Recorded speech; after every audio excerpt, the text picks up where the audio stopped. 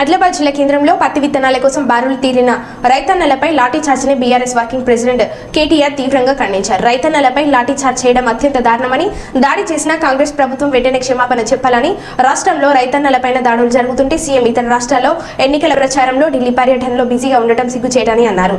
రాజకీయాలు పక్కన పెట్టి రైతన్నల సమస్యలను పట్టించుకోవాలని డిమాండ్ చేశారు.